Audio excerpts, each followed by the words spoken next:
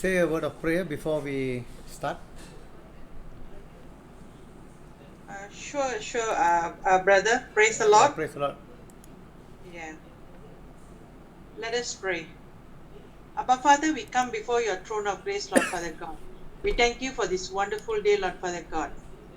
Father, we thank you, Lord Father God, for your one and only begotten Son and the firstborn from the dead. Father, we thank you, Lord Father, that his name is faithful and true, Lord Father God. Thank you, Father God, for washed away and cleanse each and every one of us with the blood of your beloved Son, oh Father God, with Amen. an everlasting love, Father God. Father, we thank you, Lord Father, for faithfulness and witness, Lord Father God. Father, help us to understand, Lord Father God, journey through the revelation studies, Lord Father God. Father, you bless and anoint, Lord Father God, brother Paul Duray, Lord Father, who is teaching and guiding each and every one of us in this platform, Lord Father God, to understand the mystery, the revelation from the word, oh Father God. Yes, Father, open up our understanding, Lord Father. Grant us your wisdom, your knowledge, your understanding and discerning spirit, Lord Father God, as we study this program, Lord Father, as we study this book of Revelation, Lord. We thank you for this wonderful time. We thank you for this technology. We thank you for every participant, Lord Father God, who is participating in this platform, Lord. May all the glory and honor belongs to you and you alone. In Jesus Christ's mighty name, with thanks I pray. Amen. Amen. Thank you, Doctor. God bless you. Praise the Lord. Once again, I want to welcome all of you all. Uh, the previous class on Tuesday, I've explained to you about the 7 places in heaven. Okay, so now we are actually discussing about 7 places in heaven. I have shown you from Hebrew chapter 12, verse 22 and 23, 5 places that we have come, and also there is another 2 places is yet to come, that is the new heaven and the new earth after this old heaven and old earth will be destroyed in Revelation chapter 21 verse 1. Okay, and Hebrew chapter 12 verse 22 and 23, I have shown you very clearly the Bible verse says that you have come to these 5 places which we have mentioned. We'll go through again. So this you have come. How do we come?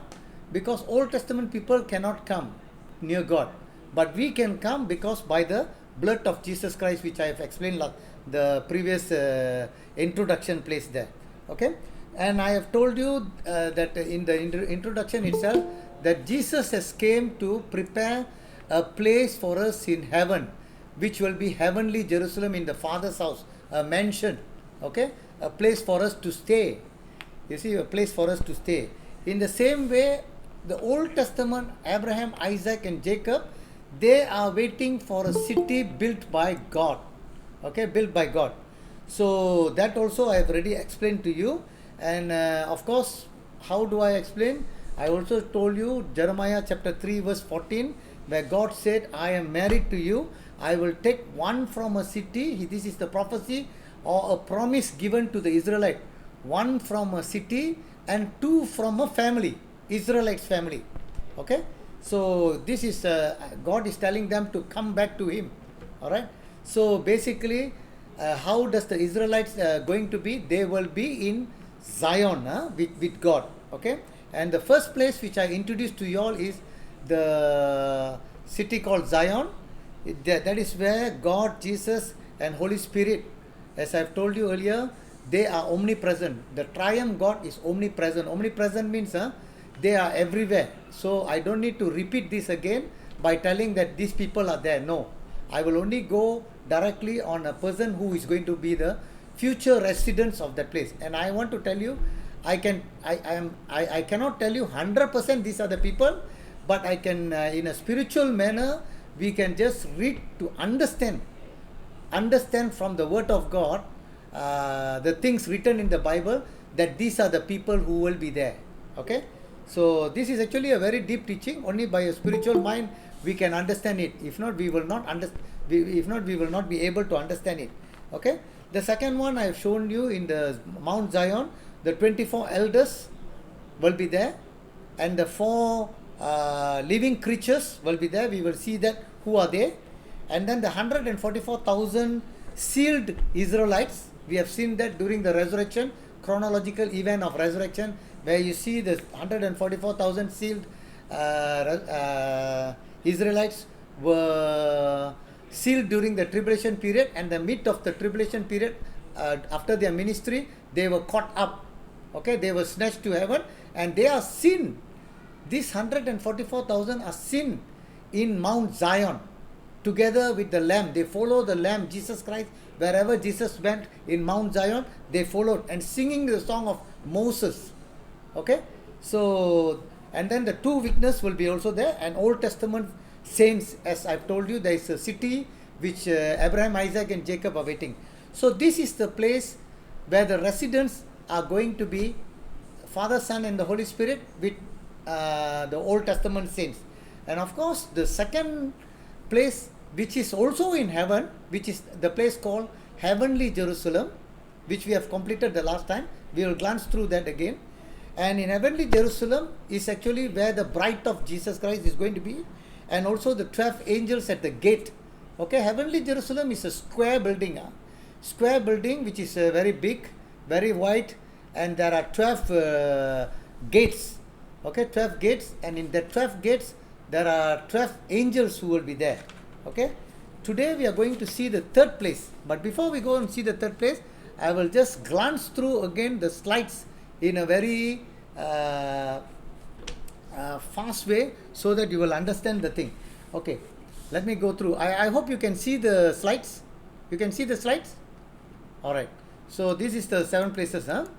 I told you that John 14, 2 and 3, Jesus went to prepare a place. It is in Heavenly Jerusalem.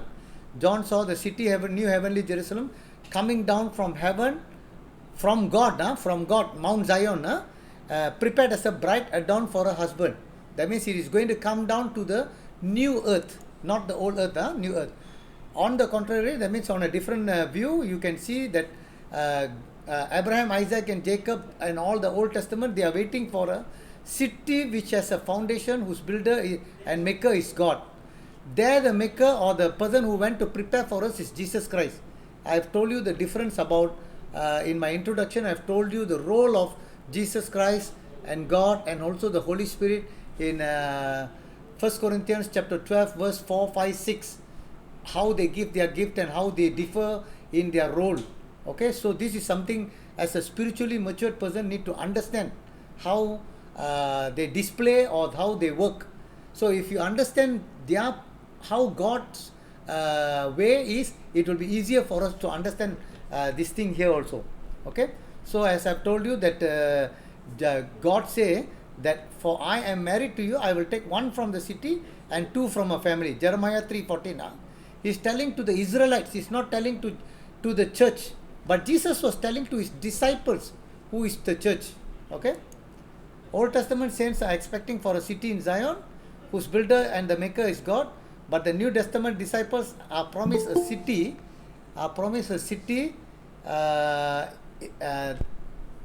which is in Heavenly Jerusalem, in heaven.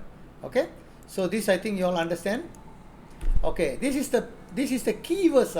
That is why I asked you all to read and come before you come for the class. The key verse is Hebrews chapter 12 verse 22 and 23. So we can basically conclude that there are 5 places in heaven. Why? Because it says, but you have come. I told you already how we can come. You have come means it is actually we, the people who have been washed by the blood of Jesus Christ, okay, have come to one, Mount Zion. How? We can go into the presence of God. Even right now also we can go to the presence of God. Do you know that when we pray, we can come in the name of Jesus Christ or by the blood of Jesus Christ straight into God's throne by faith, But I want to tell you, there is a place in heaven where God dwells, is called Mount Zion, and to the city of the living God, that is Heavenly Jerusalem. This is the place that future those bride of Jesus Christ is going to live. Today we are going to see who is going to be the bride and who is not going to be the bride. It's a very deep teaching, but I hope you can follow. Alright, we are going to focus on this number 4, and to the innumerable company of angels. Okay, that means after that there is another place called a place for the angels. Okay, a place for the angels. Alright, in heaven not only Mount Zion, not only heavenly Jerusalem, angels also have their place. Okay, I am sure I have also shown you a video in the beginning of our lesson about the throne of God in heaven. How God's throne is, how surrounded by the four creatures or beasts, and then surrounded by the 24 elders with their throne, sub-throne I would rather say, their throne, where they worship God by placing their crown in front of God. This is going to happen. It is not happened already. It is going to happen once we are taken up, because the 24 elders are actually the church. Okay, those leaders of the church who are chosen by God. All right. So the other one is, after that you can see thousands and thousands of angels who are surrounding the whole throne and the 24 elders there. That is the fourth place. The third place in heaven, which is innumerable company of angels. We will go through this today. And number 4. Okay, this is where you and I need to focus.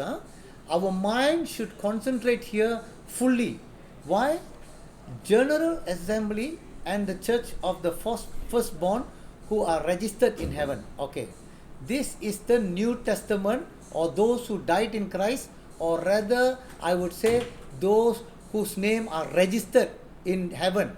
Meaning, if a person's name is written in the book of life, in heaven only the book of life is, no one knows whose name is there, whose name is not there. It is not been revealed but to anybody about that.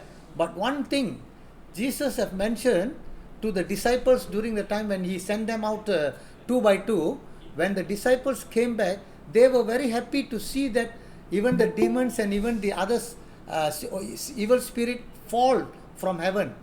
So they were very happy about that. But Jesus told them, don't be happy because of the power given to them or authority given to them, but be happy because your names are written in the book of life. You see, that is more important, because as I have told you, access or entry into heaven is very important, and it is only by grace through faith. 100% it is not by work. Okay, so I will tell you about work and about saving treasures in heaven, and also who is going to be greatest in heaven.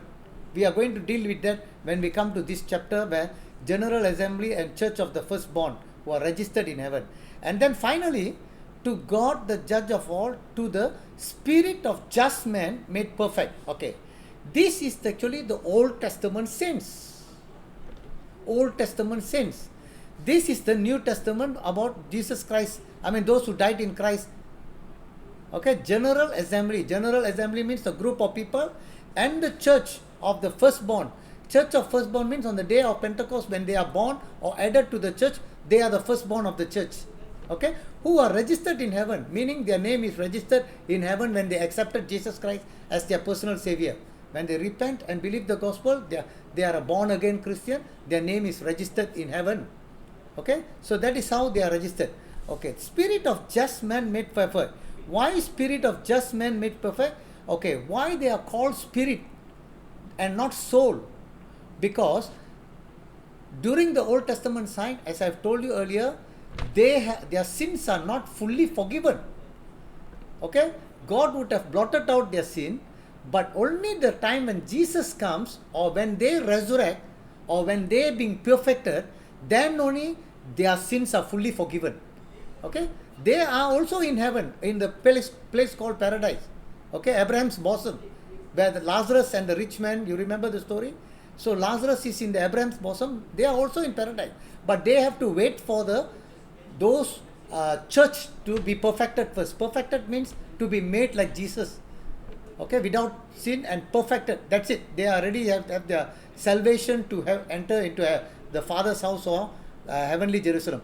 After that, these people, the spirit of just man means a righteous people. Just means righteous. Made perfect means they are also now fully cleansed, fully perfected. Okay, so that spirit of the Old Testament people have to come. They have a place now in heaven. This is another place in heaven. Okay, we are going to look about that, or look into that matter. But the most important thing we are going to concentrate is on the number 4. Okay, so this is why the blood, I have already told you, we can go into all these places by the blood of Jesus Christ, which speak better than the blood of Abel. Meaning, we can go to Mount Zion, we can go to heavenly Jerusalem, we also can go and see the angels. We can also go to the paradise where the assembly of God or the church of the firstborn who are registered in heaven are there. Paul, Peter, and everybody is there. You remember Paul in 1 Corinthians chapter 12, he was taken up to heaven. He went up and came back. He said whether in the body or without, apart from the body, he doesn't know, but he went and saw and came back. Meaning, because we are washed by the blood of Jesus Christ, we can go to that place. Okay, so that is the thing. So the next one is, the verse say you have come, that is why we can go. In actual sense, these places already exist there in heaven. It is already there in heaven. It is there now. Okay, right. So the next one, Mount Zion, I have already told you. I don't want to go again. I'm going to go today directly towards today's chapter. Okay, 24 elders, 144,000. Okay, Abraham and those who are waiting.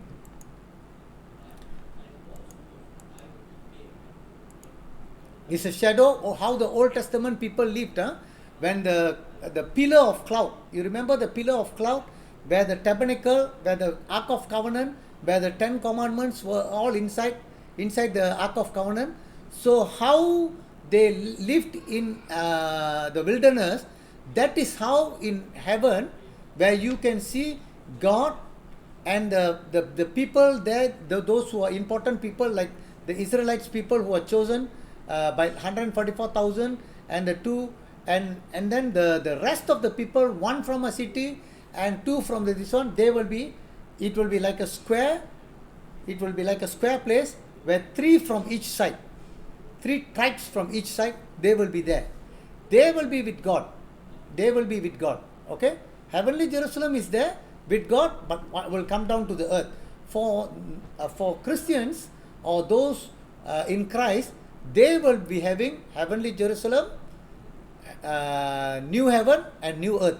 We'll come to that. Okay, heavenly Jerusalem, I have already told you. The Father and the Lamb, the bride of Christ. Okay, today we are going to focus on this. The bride of Christ. Who are they? Okay, this is a general view only. The 12 angels of the gate, those whose name are written in the Lamb's book of life. Okay, today now angels.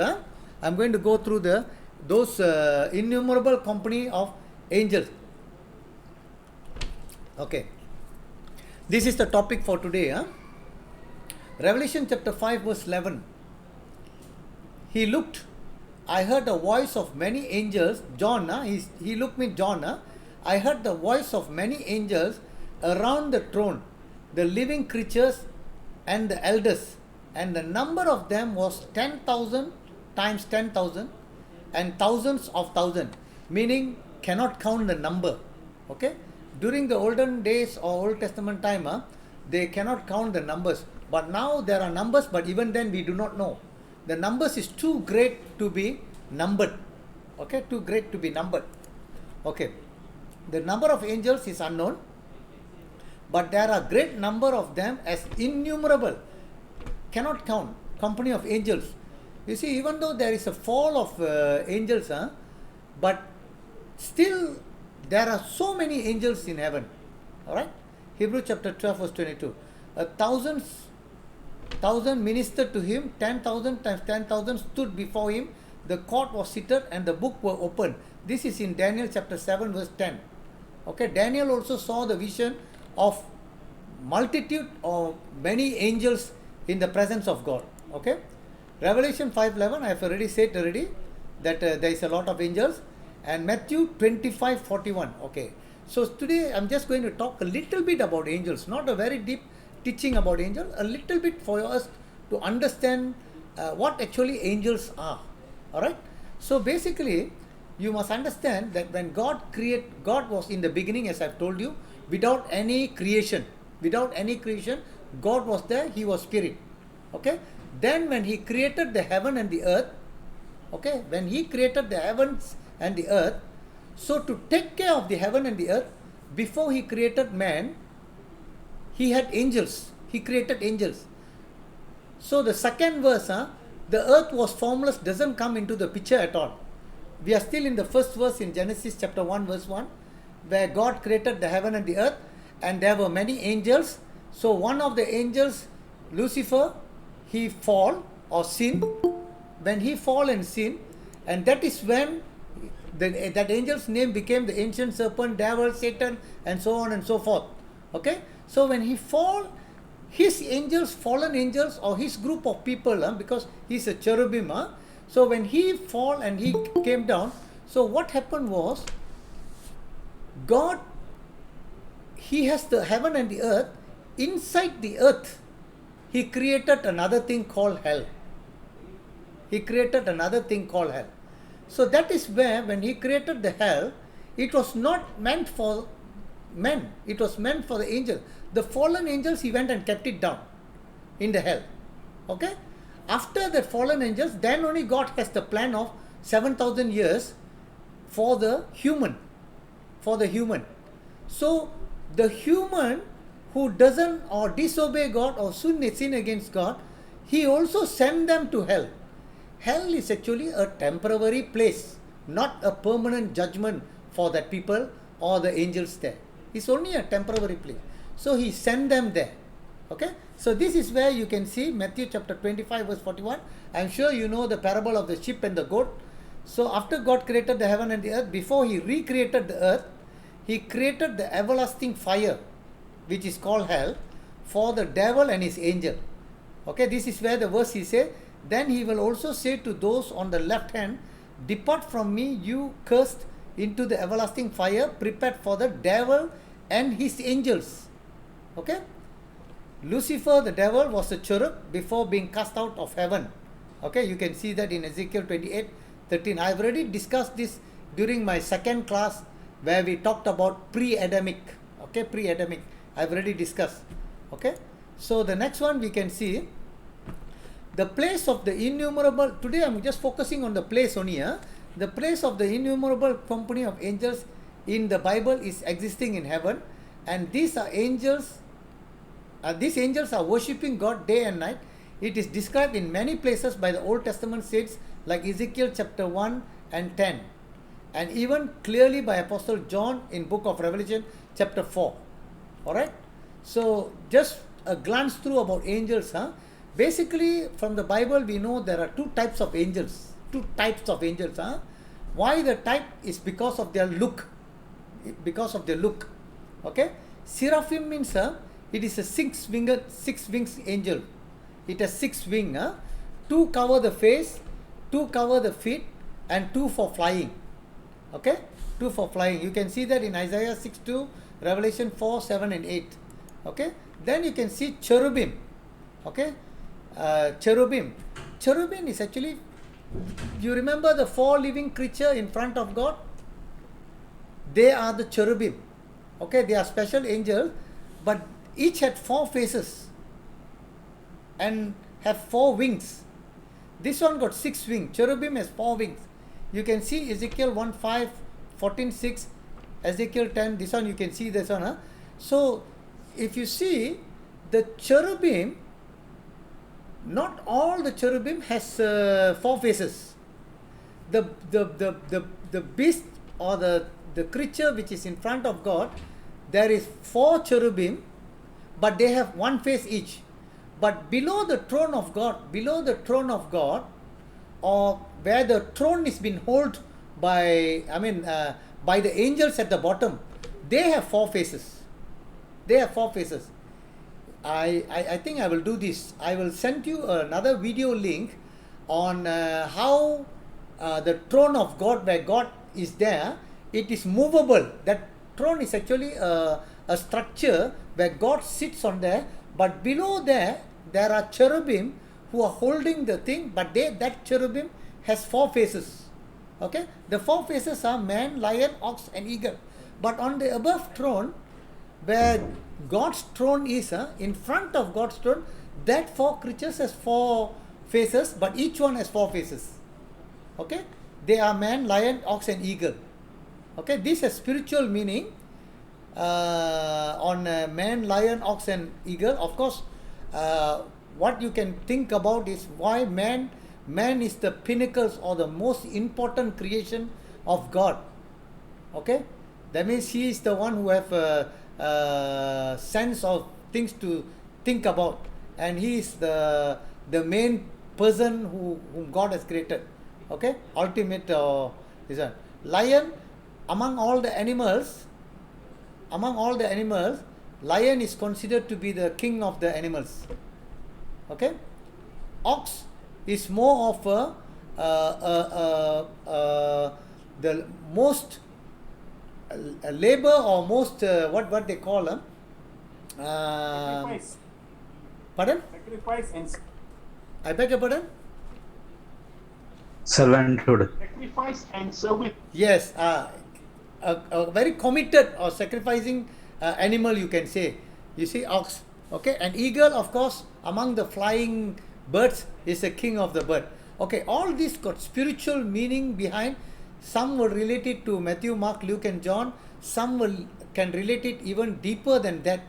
Actually, if you see this, it has a very good spiritual meaning on Matthew, Mark, Luke, and John itself. How they look the Son of Man, Jesus Christ. How they describe Jesus Christ is very clearly seen here. Alright. So the next one, Satan. Satan or Lucifer before or devil is actually anointed as a guardian cherub. Guardian cherub means there are a lot of cherub, but he is a guardian to all the cherub, and he himself is a cherub.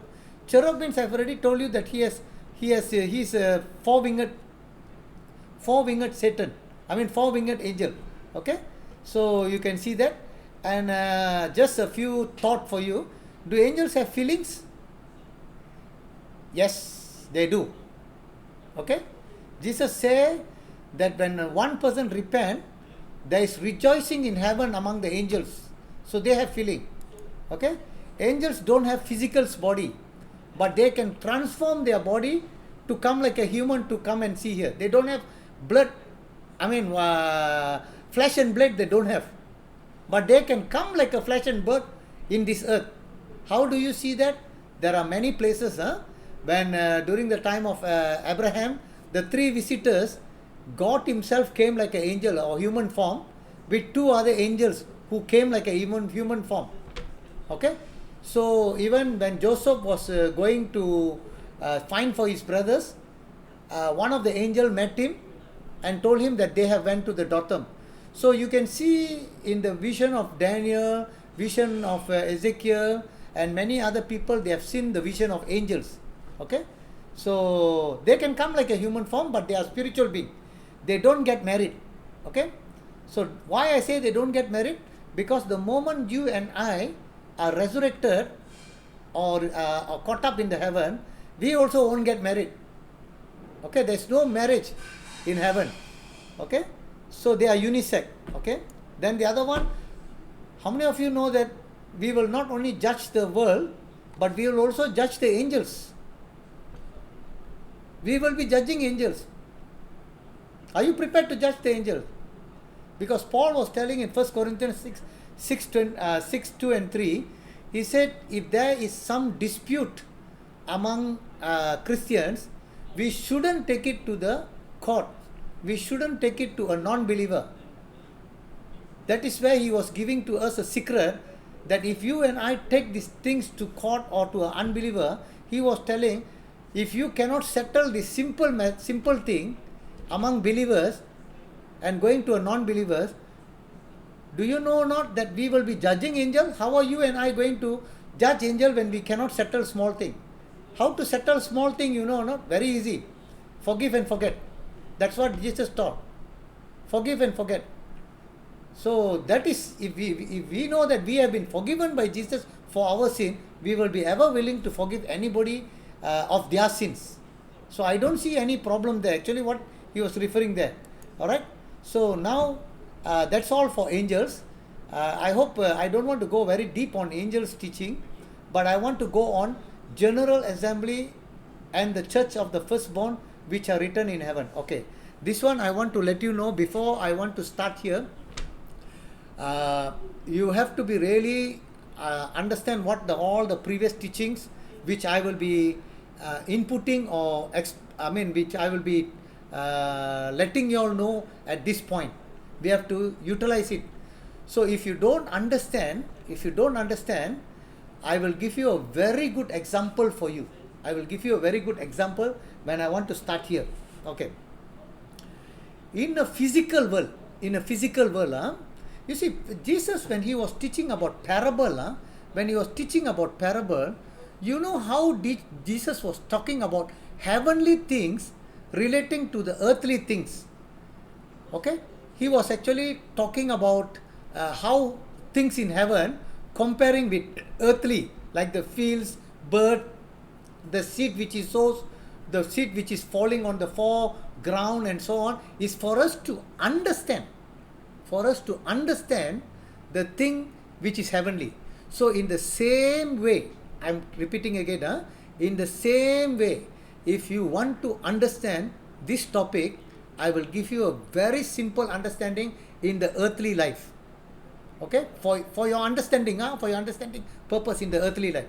Okay, when we say a Christian is born again, okay, Jesus told to Nicodemus, John chapter 3, verse 5 and 7, or 3 and 7. You see, born again. Born again, I've already explained to you, that person is spiritually, he is born again. How? He was without the Holy Spirit. Now the Holy Spirit comes into him. Okay, because he has repented and believed the gospel of Jesus Christ. So now God has given him a spirit called Holy Spirit, which now will be guiding him, now will be talking to him, now will be explaining to him, because the Holy Spirit work is to guide us and to lead us, okay, and to overcome the sin. We are the overcomers. Okay, so the Holy Spirit will come. Okay, so this Holy Spirit, we must always be filled with the Spirit, and we must also grow spiritually. I repeat again, grow spiritually. Don't be a child always. So how do you compare this with the topic which we are going to go now? Is that you just imagine a person who is born again or born into a house. Okay, let's imagine a person coming into the world. Okay, he can come into, let's say, your family. You are born into your family. All right, listen carefully. If a person born into a family, the question I want to ask, does the baby grow or doesn't grow? Definitely your answer will be, he will grow. What is the good thing that you give him that he will grow good? Or he will be a useful person later? Do you think by giving him good food that he will be a useful person later? No. No, that's not the answer. Everybody eat good food or non-nutrition also. Still there are good and bad people above. So what is the real source of food or real sort of teaching that a person need to have so that he will be good, or he will be a person useful in life, or whether he will grow up to be a boy, to be a youth, then later to be earning money, and later doing the will, or able to get married and take care of the family in a right, proper way. You see, when you think about all these things, it's all a big question mark, Even from a good family also, the children become terribly bad. Terribly bad. Worst kind of people. Okay? Even a bad family also, a person can be a good person who will do good thing. So, when we are going to talk about how the person grow physically so that a person will become very good, is almost equivalent to what we are going to discuss about spiritual life. How a person become mature. Okay, I give you some idea on how to in a physical manner, how a person have to grow physically and will be useful person in the future.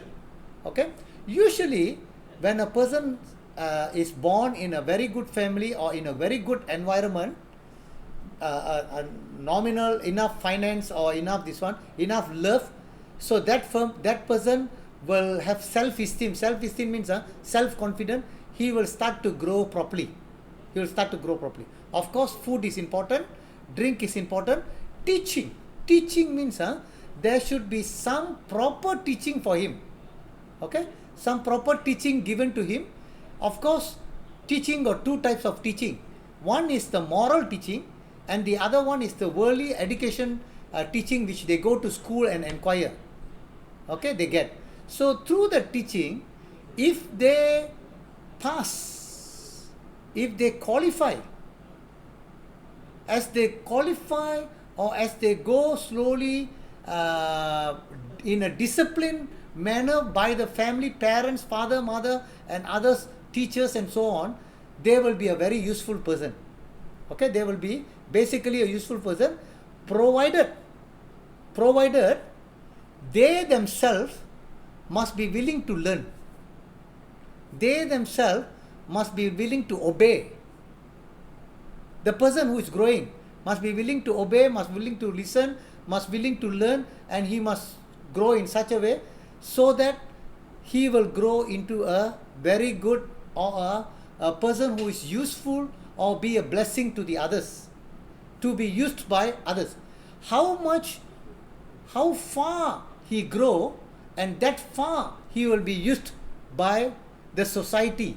Meaning, the society means if that person is a dropout, then he will be working in a dropout situation in a factory or in sweeping or any other odd jobs he will be doing. He might not get a permanent job, or he might be doing a laborer's job.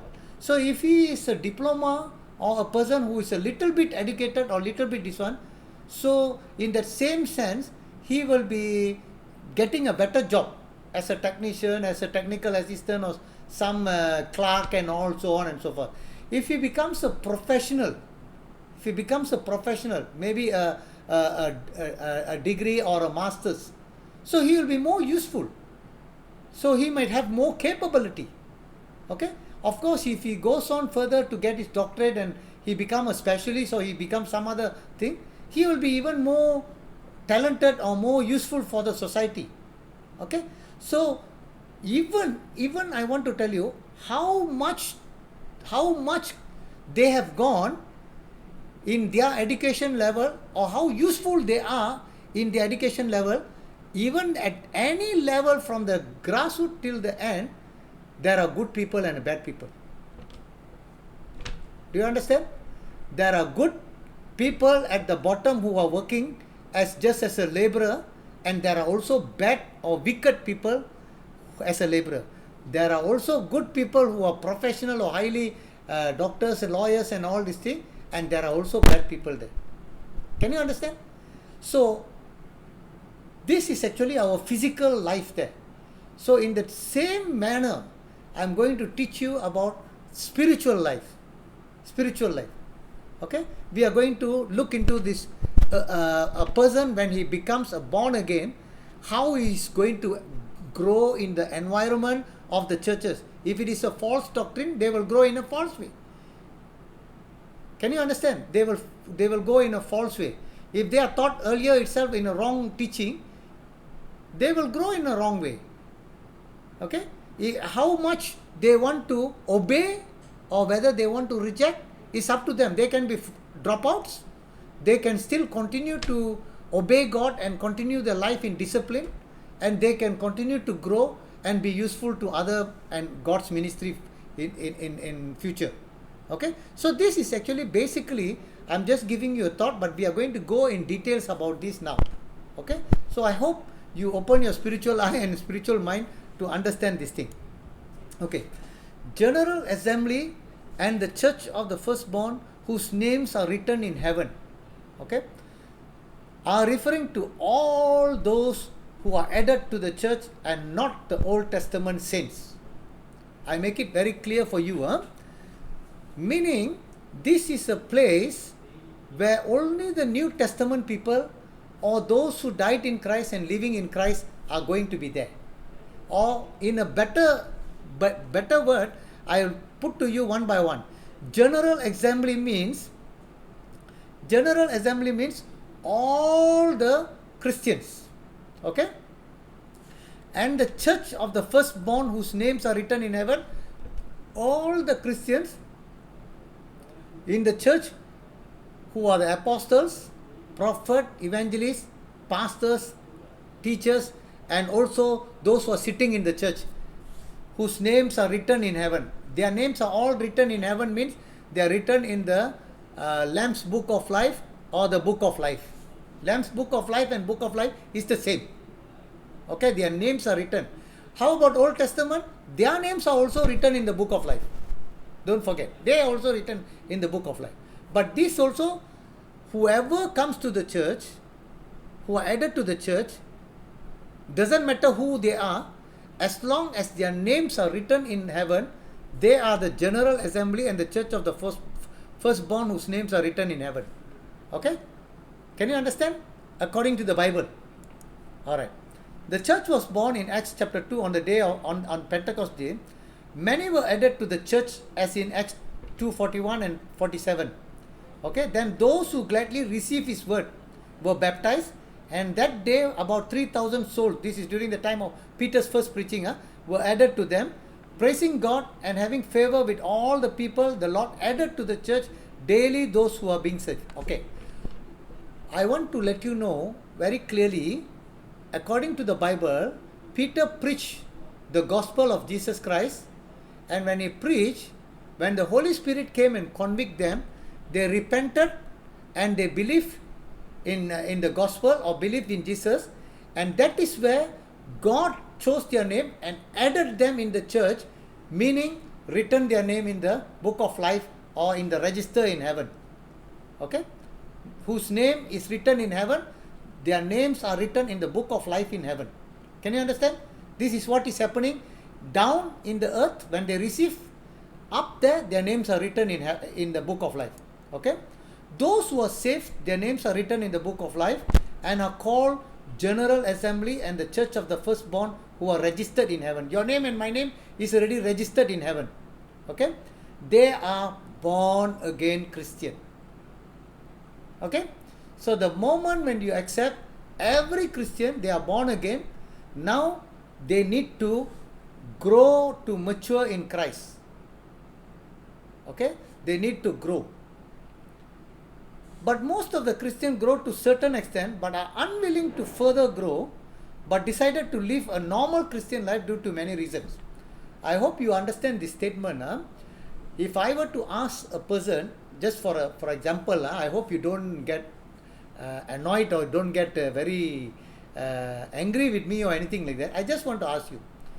We can be Christians for 50 years. Okay? But the question is, are we spiritually 50 years? Why I ask that question?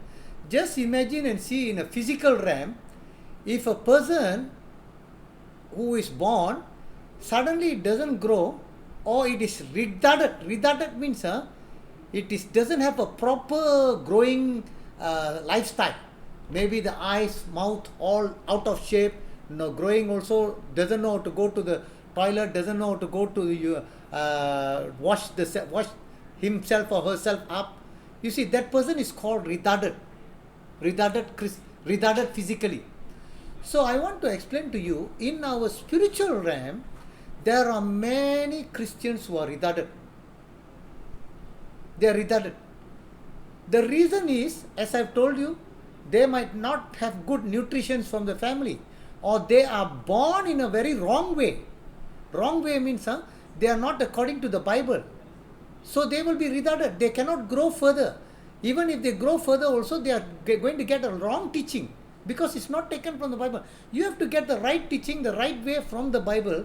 Then you will not be retarded. As I've told you, in the physical world, it should be also in the spiritual world. The person should be taught. Actually, biblically, it has a right way of teaching in the Bible, but majority of the church does not follow that.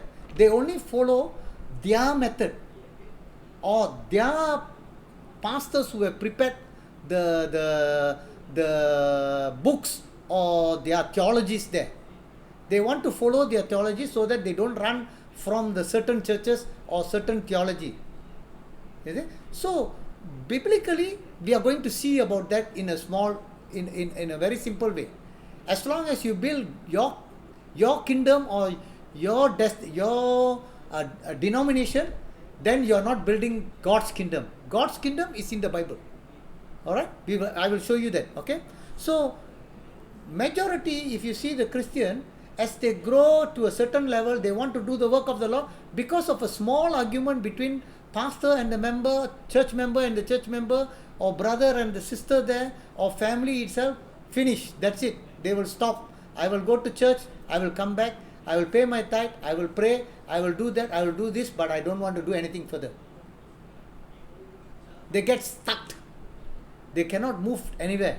So this is the problem nowadays, that many church members are stuck and they don't want to grow. That's what I want to tell you. Due to many reasons. Okay. So how to grow? This is according to the Bible. According to the Bible. I can only present to you according to the Bible, but it's up to the individual church, individual people, and individually you have to test and see whether did you grow like that or not. That's what I want to tell you. I have to check. I am checking myself in this area.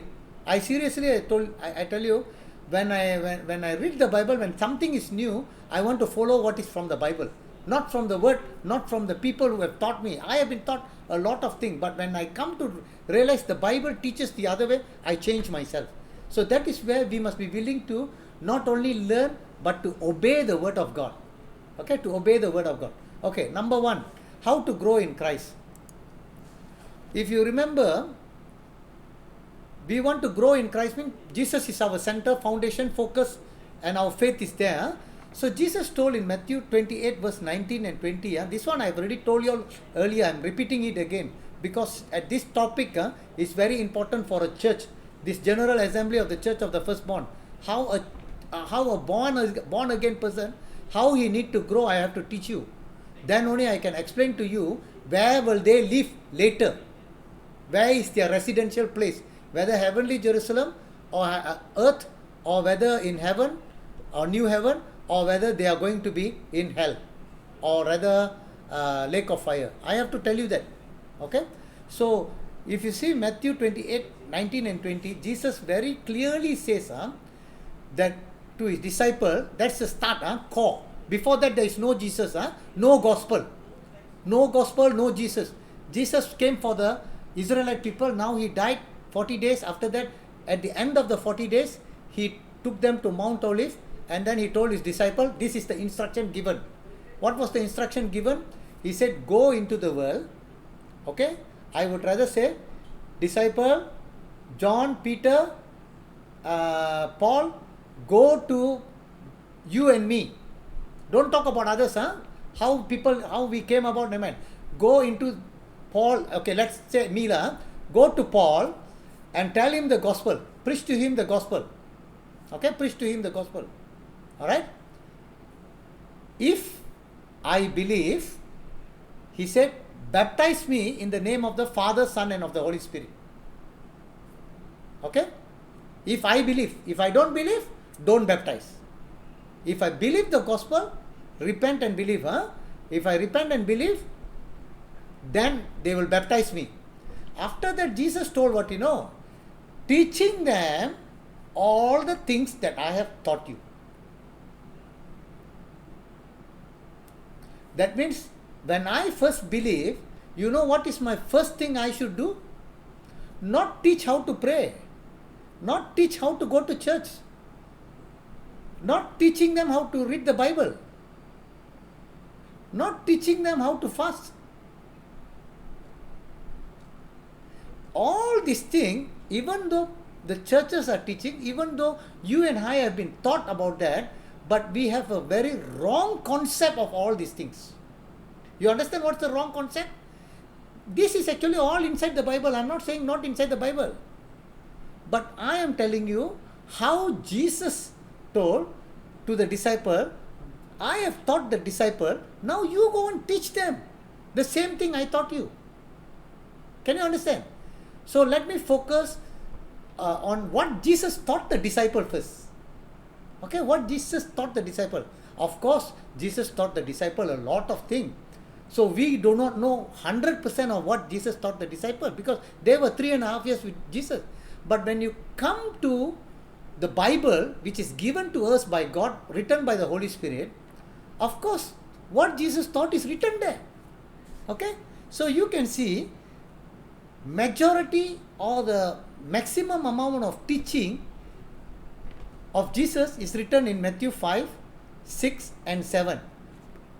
Matthew has accumulated everything and wrote that, where Jesus teaches mostly about sin, Matthew chapter 5, righteousness, Matthew chapter 6, judgment, chapter 7. You see, this basic teaching also, 90% of the Christian doesn't have. Only thing they have is jumble up thing. For example, sin. They should be taught about sin first. Sin means the two important sin that Jesus taught was about adultery and about loving their brothers. Righteousness is where actually most of the teaching are there. Jesus taught about how to give, how to pray, how to fast, how not to worry. You know, righteousness. I've already told about this thing earlier in our classes. I don't want to go very deep about it. Judgment. The only teaching about judgment which the churches teach is don't judge anybody. Don't judge anybody. Wrong. Of course, don't judge anybody in their personal thing. Personal means in their personal life, in their personal doing, don't ever judge. Even if a pastor have affairs with somebody, or the members have affairs with somebody, even the pastor steal the money, even the pastor or the member, the treasurer steal the money, don't talk about that. Don't utter a word. Because we are worse than that person, am I right? We were sinful before. Correct? That is why Jesus said, don't judge them. Take out the plank from your eyes and then only blow the dust from the other persons. Meaning, try not to judge on personal things. Can you understand? If somebody come and gossip to you that thing, please take it here and leave it there. Or better block your ears and don't take them in also. Don't friend with them. I would prefer that. Don't listen to this type of people. But, okay, I'm using the word but. Jesus himself told that there will be false prophet, false Christ, false teachers who will be coming, who are wolf in sheep's clothing. Meaning, the teaching about the doctrine of the Bible or the teaching of the Jesus Christ, if there is something wrong, you and I must be not only be careful, must rebuke them, must tell it out, must tell them that is wrong. But don't publicly tell them, but you can tell them. Because the Bible is very clear, and even in the New Testament, Apostle Paul, Peter and James, they rebuke this type of people. They rebuke this type of teaching. As I've told you earlier, I've already taught you all the 7 types of teaching. The Chaldeans, the Ticklers, the prophet, all this teaching, if you see, I've already explained to you. So that one you can judge. Why need to judge? If you don't judge that, you are going to fall in the trap. That means you don't understand. You are not a spiritually grown person. You are a person who is still drinking milk. Anybody say we will listen. Anybody we say we will listen. After all, you are listening to a good one, you are listening to a bad one. You don't know how to evaluate. You are more like a tree which can move left and right and decide. And you just like anything is okay lah. Wrong. Jesus said no. A good tree bear good fruit. A bad tree bears bad fruit. And Jesus warned in that statement, he said that when you are a grown-up person, then you must know the will of God. If you don't know the will of God, Jesus has told in the last days, many will come and say, Lord, Lord, have we not done that, done this, prophesy, cast out demon and do miracle? Jesus said, I don't know you. Because they do not know the will of God. You don't know how to live a life. You are not a grown Christian. If you are a grown Christian, you know what God wants you to do. In the same earthly manner, If you are a grown-up person, who you are an educated or matured person, you know what work you are going to do. You know where is your earning and how to do the work, you know, because it will glorify God and it will glorify the father or your parents. In the same way, as a grown-up Christian, it will glorify God and glorify the spiritual life. Your spiritual life will be glorified. So this is very important. So the next one, I want you to understand why I say that is because when the Holy Spirit comes, Jesus said, He will teach you all things. That means we must have a perfect number one relationship with the Holy Spirit. That means when God gives me the Spirit, that Spirit I must grow. I must be filled with the Spirit always. Filled with the Spirit always. That means every time I must be in a spiritual mood. Remembering the Word of God, thinking and meditating the Word of God, so that I will be able to be filled with the Spirit before I talk with anybody. You remember Jesus was always, when his baptism, he was filled with the Spirit. And even when he does the ministry, when his spirit all was drained off due to healing, teaching, ministering, and every night he will go up and again he filled with the Spirit.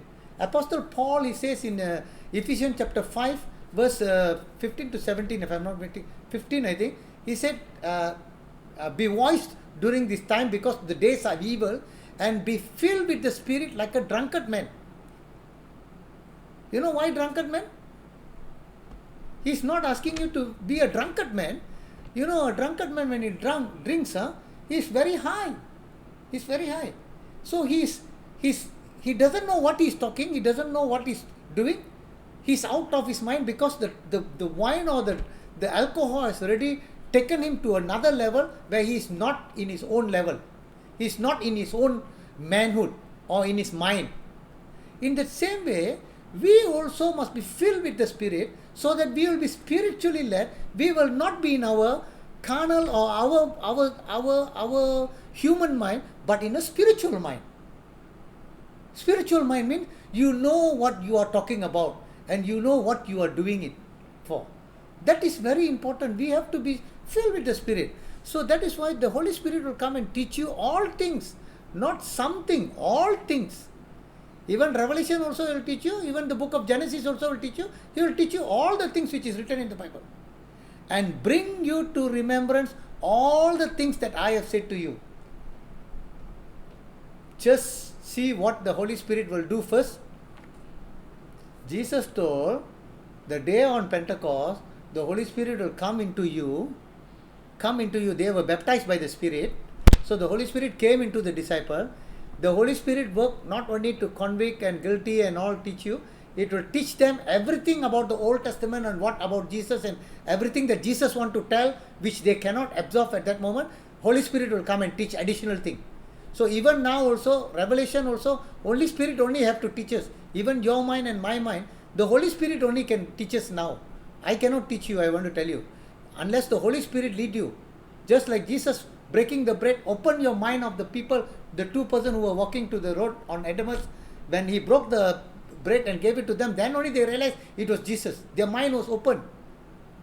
So in that same way, you have to ask the Holy Spirit to open your mind to understand this truth. So not only the Holy Spirit will teach them this one, but Jesus said, it will bring to remembrance all the things I've said to you. Okay, this word I want you to be a little bit careful. You know why? Whatever we have learned from Matthew 5, 6 and 7 or other chapters also, Jesus has taught certain things there. It will bring to remembrance. That means when we are living our life, our character, what we want to do, you must understand that we must be able to do it according to God's will, not on our flesh. So Jesus wants to change our character first. That is the most important thing. That is why Jesus knocks at the door of the heart. Is actually, he wants to change our character, not our ministry. Ministry is secondary. Alright?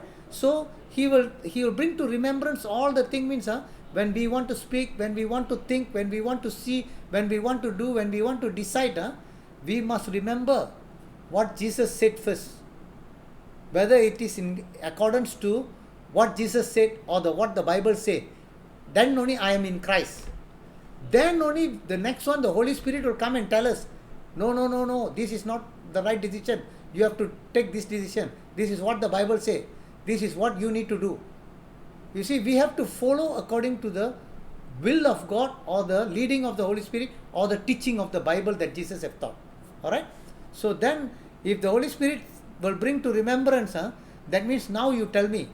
First, Jesus asking us to teach all the things that Jesus taught to the disciple. Second one, the Holy Spirit will come and teach what Jesus taught them or bring to remember what Jesus. That means all the commandment of Jesus is very important. All the teaching of Jesus is very important. That is number one in our life, because that will change our character and our life. Okay? The work of the Holy Spirit is to reproof the world of sin. Okay? And righteousness. How to sin means that means right and wrong. He will tell you inside us.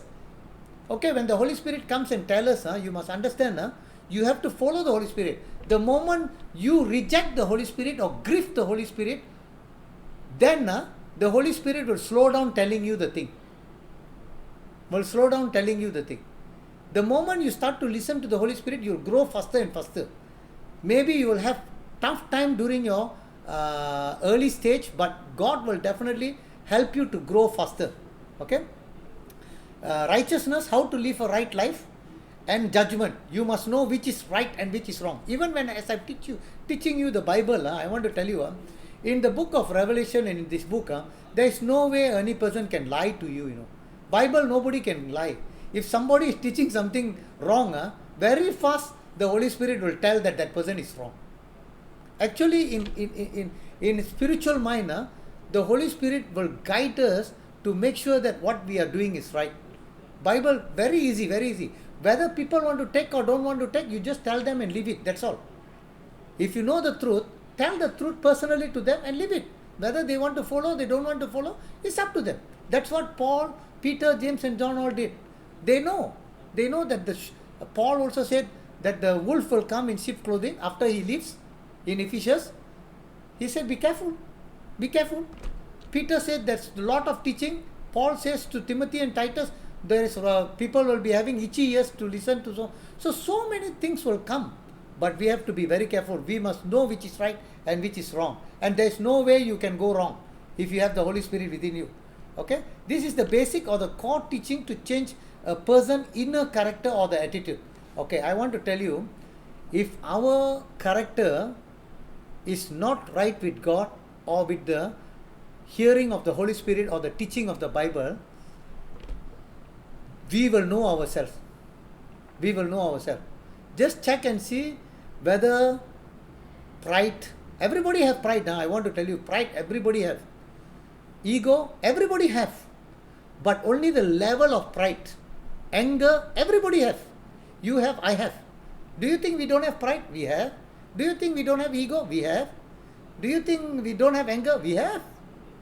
Christians. But the level, I am talking about the level. You know how is the level? Usually I would like to compare it with onion. You know what is onion? Onion skin, when you peel off, inside also is another same skin. You peel off that one, same skin. You peel off that one, it will be somehow same. As you peel off, the onion will get smaller and smaller and smaller and smaller and smaller. But till the end also it is still there.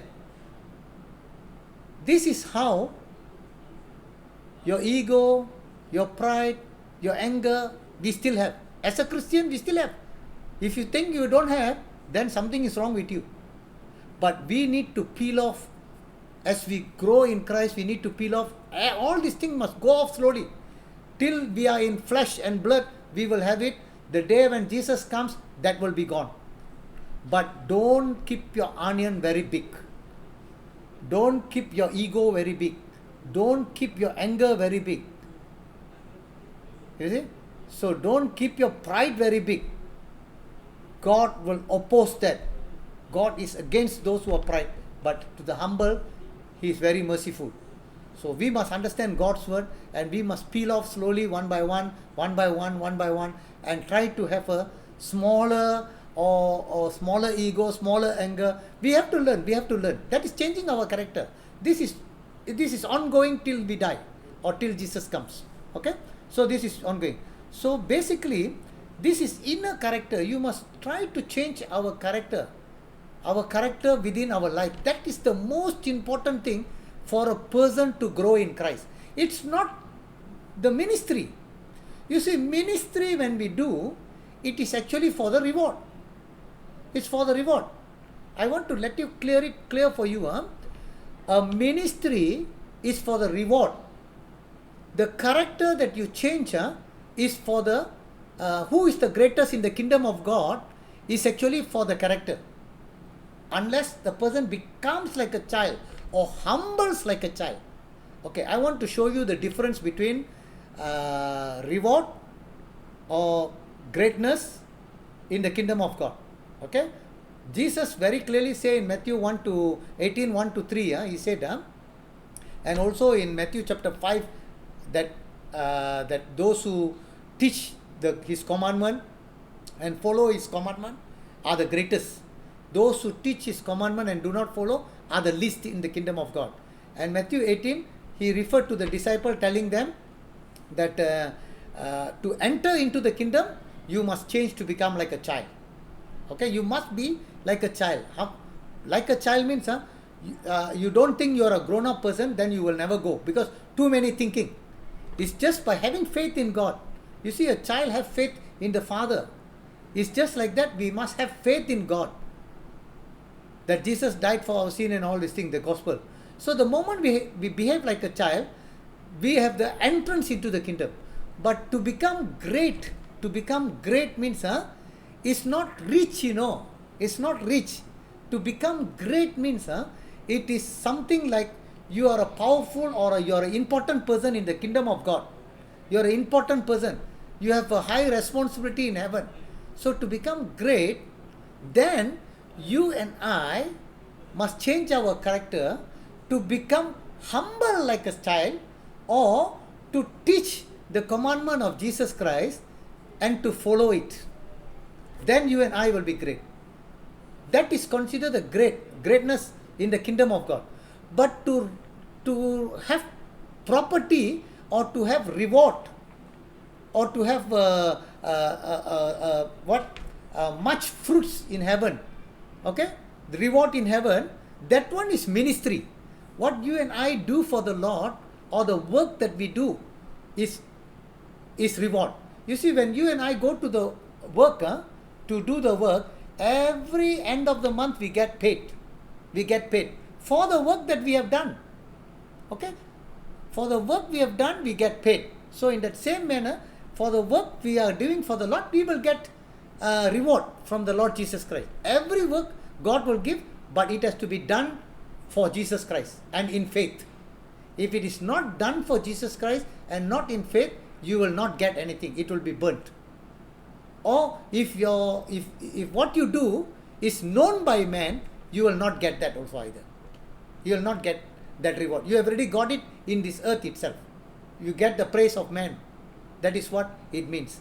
Okay? So basically what I'm trying to tell you is the inner character of a person to become like a child and to obey God, to be humble like a child, and also to obey the teaching of Jesus and to teach others.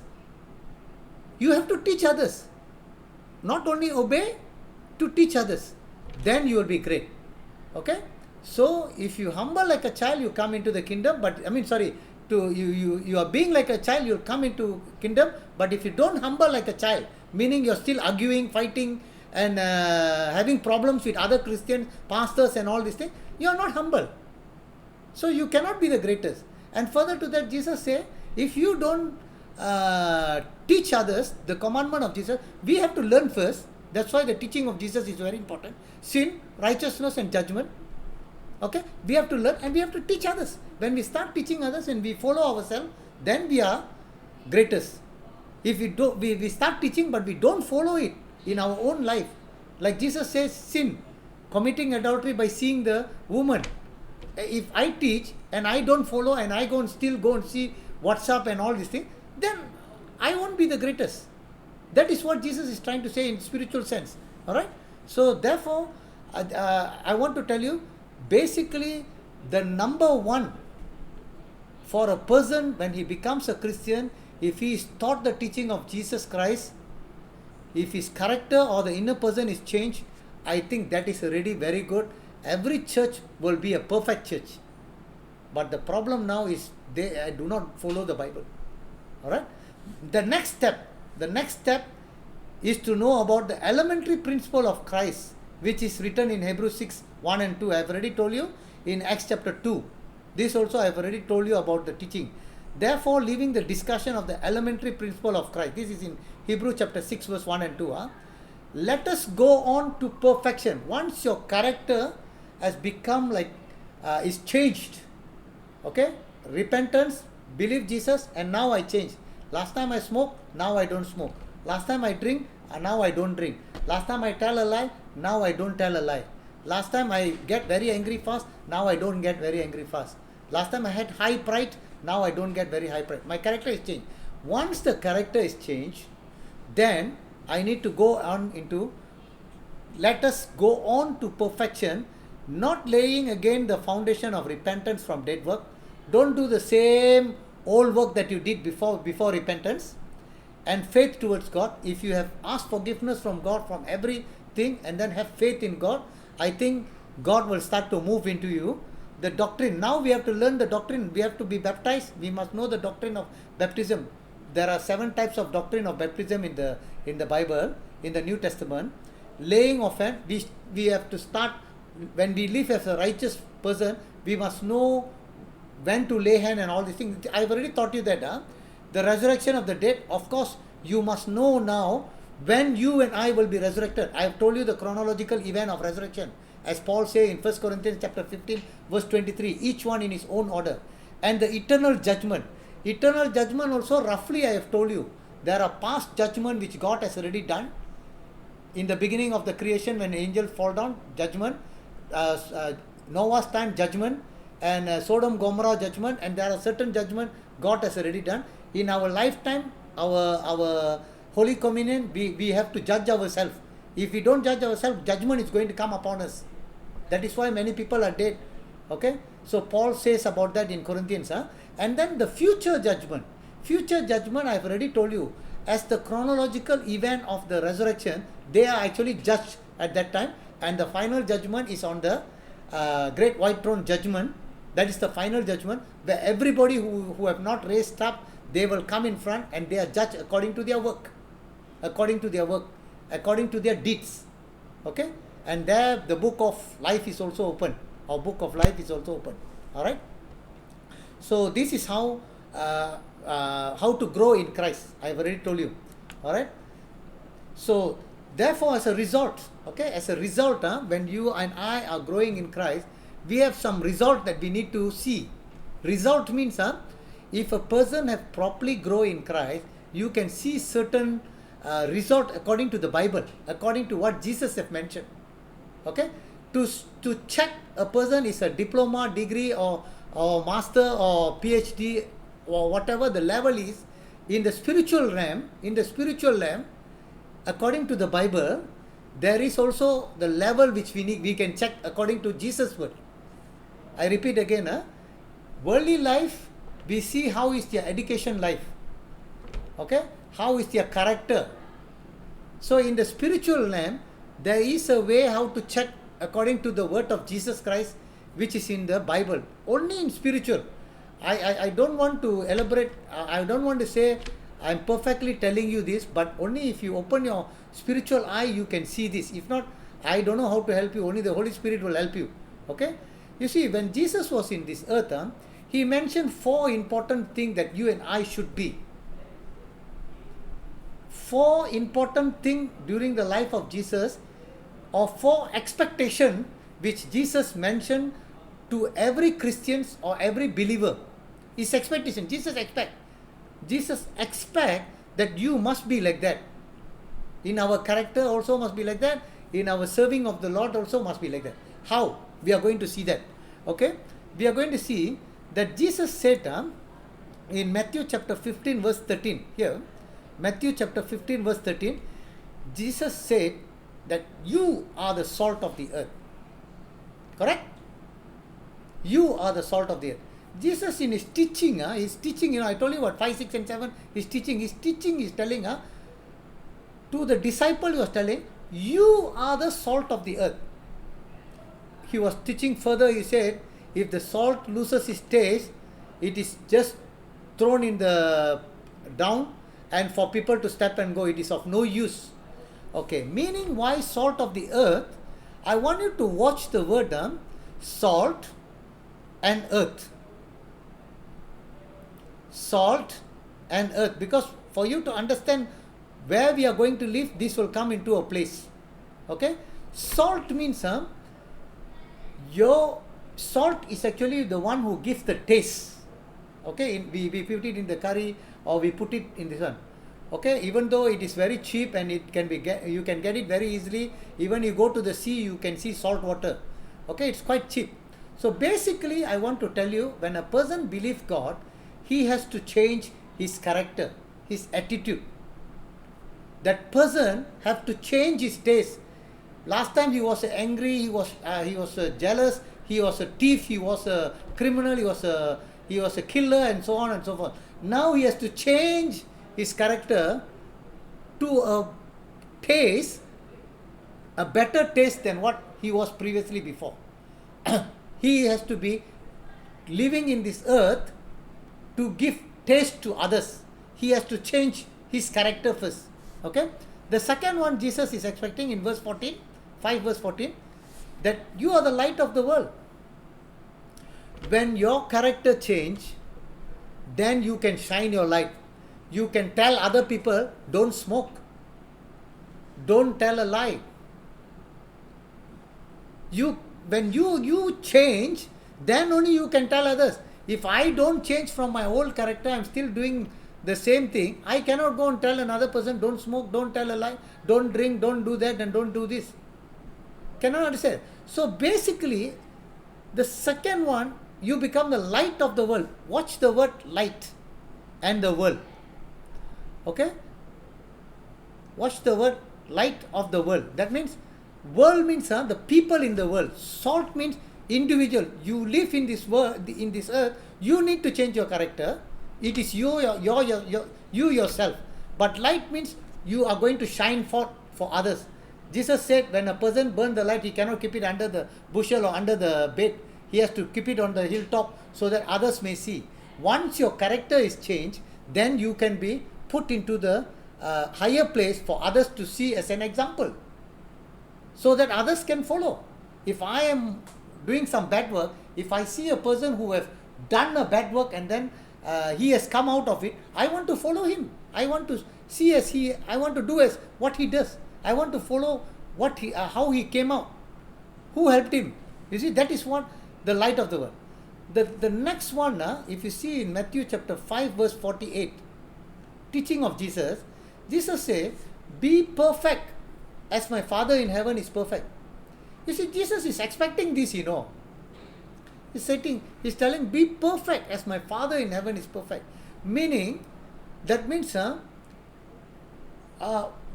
from sinful life, I change into the salt, my character. Now I become an example for others. There are still some other problem, as I've told you, our anger, our ego, our pride, our mistake by talking, and all these things will come. So the next thing is for us to be perfect like God. Like God. The Father in heaven is perfect. Whether you like it or you don't like it, His word is perfect, His life is perfect, His decision is perfect, His doing is perfect, His miracle is perfect. Everything is perfect by God. But we have to come to that life to make ourselves to be perfect like the Father in heaven is perfect, as what Jesus told us to do. He's teaching, you know. Jesus is telling, you are the salt of the earth, you must be the light of the world, and He's telling, be perfect as the Father in heaven is perfect. So basically you must understand, Jesus is trying to tell us to be like that. So once you come to that stage, when you know what is right and wrong, you overcome sin. Now when you're perfect, you hate sin, and you are now in another level already. You are higher than the salt of the earth. You are higher than the light of the world. You are not only the example, but now you are a perfect example for others to see. You are a role model. You want to know who is the role model? Like Paul, when he said, imitate me as I imitate Christ. Of course, Paul himself say, I am not perfected yet. But when Jesus come, I will be perfected. That is the full perfectness. Ideal. 100% perfect.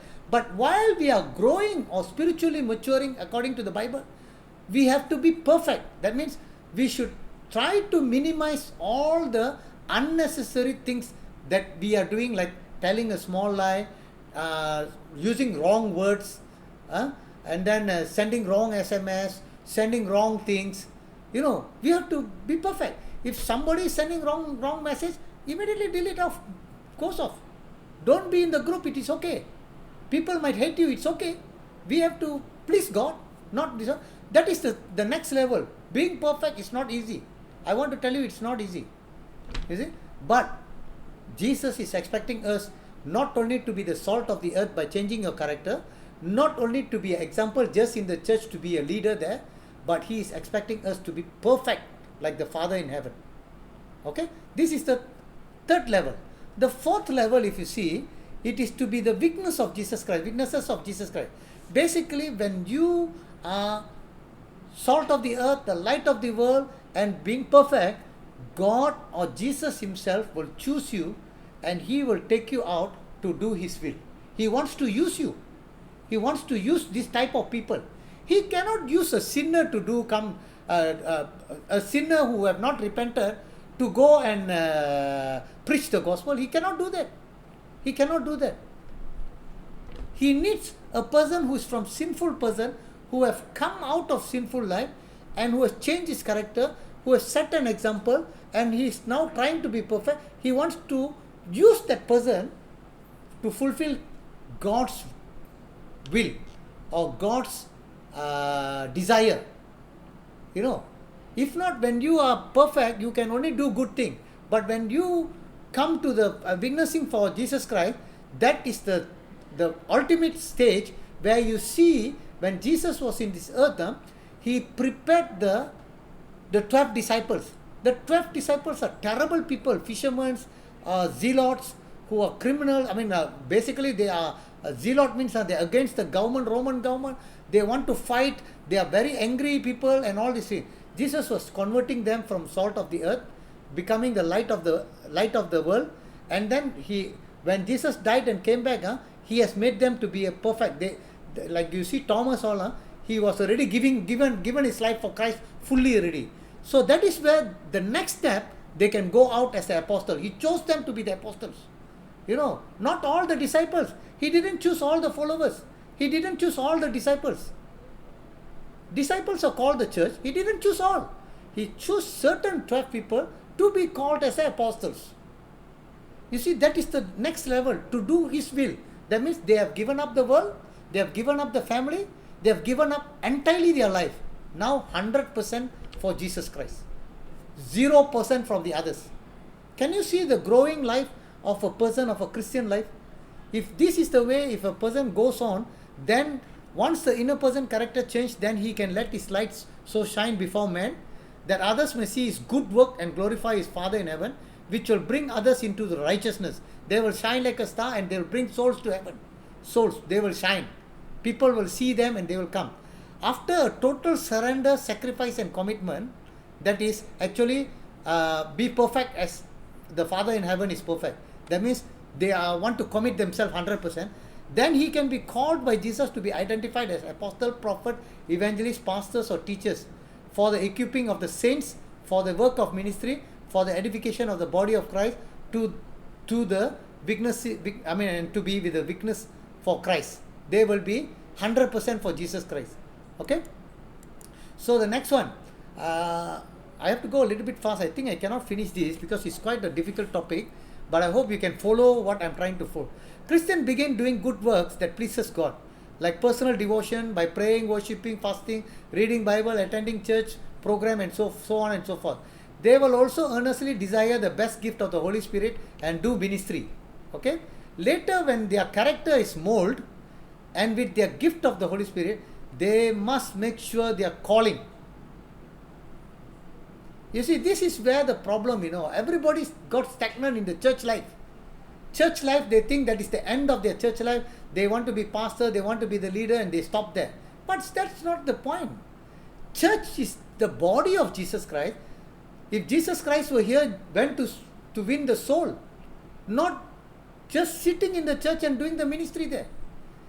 This ministry is normal routine, but the ministry which God has called is for the world outside, to save those who are lost. If that has gone, the church is lost. The church is lost. When we talked about the church, we have seen they have left the first love. Some church is a persecuted church. Their doctrine is wrong, and then their moral is wrong.